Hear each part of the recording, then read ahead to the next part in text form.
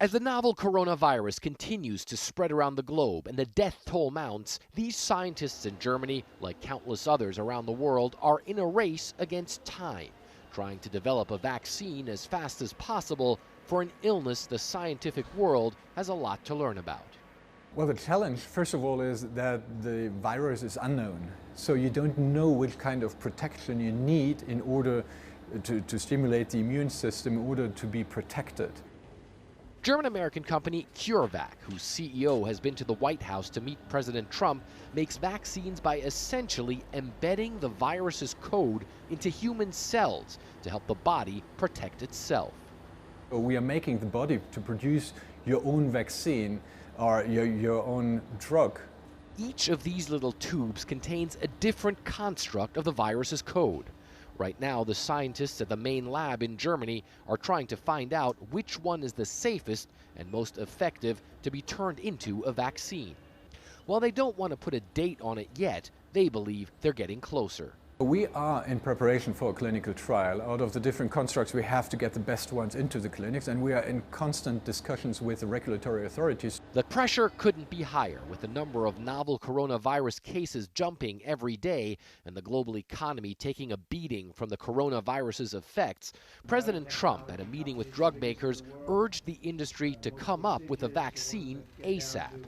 We're moving aggressively to accelerate the process of developing a vaccine. A lot of good things are happening, and they're happening very fast. I said, do me a favor, speed it up, and they will. We need to be prepared. While U.S. health officials acknowledge it will be at least a year before one will be certified, the company says it's working overtime to get it done soon. If you compare, normal vaccine development takes several years. We are fighting an outbreak right now, and therefore regulatory authorities are hands-on and trying to do this within a year's time.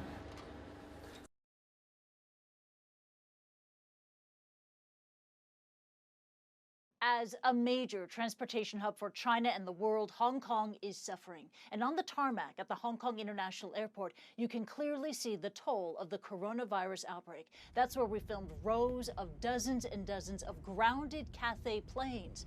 According to a study by the South China Morning Post, the city's flagship airline has scrapped more than 3/4 of its weekly flights in March.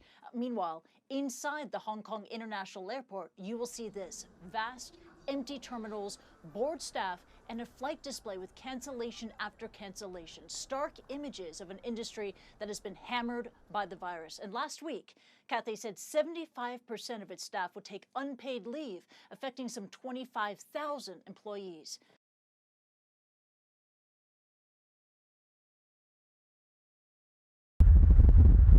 The Ghawra oil field in eastern Saudi Arabia is what helped build the kingdom's reputation as the world's #1 exporter. This field was king of the castle, if you will, for decades, and it still produces nearly 4 million barrels a day. But rising production in the United States, Norway, and Brazil is making life more complicated for the OPEC Plus producers. And this was before the coronavirus. It is a perfect storm that swept prices into bear market territory and was the talk on the floor at this major energy conference in Riyadh. The coronavirus had a significant impact on oil demand, which is coming on top of already abundantly supplied oil markets and growing non-OPEC production. So this market impact is essentially multiplied both from the demand and the supply side. How bad is it? The IEA projects the first quarterly drop in demand since 2009, when the global financial crisis set in. After rising prices due to U.S.-Iran security tensions in early January, the international benchmark had lost close to $20 a barrel, with the coronavirus emerging quickly and creating market havoc. This collapse may in turn make the job of the de facto head of OPEC+, Saudi Arabia's energy minister, Abdulaziz bin Salman, a bit easier, not having to strong-arm the other 22 producers, especially Russia, to make deeper production cuts. This is being imposed in part by China. The world's largest oil importer has already reduced shipments as growth stalls. Similar concerns plague South Korea and Japan. Here on the Arabian Peninsula, the national oil companies see this sell-off in the same context as a decade ago, and again during 2016's oil price collapse. They can weather the storm as the world's lowest cost producers. Our job at this point in time and at all times is to stay very agile and very resilient. But due to high budget outlays in the broader Middle East, no one benefits from a market route like this. John Defterius, CNN Business, in the Garwa field of Saudi Arabia.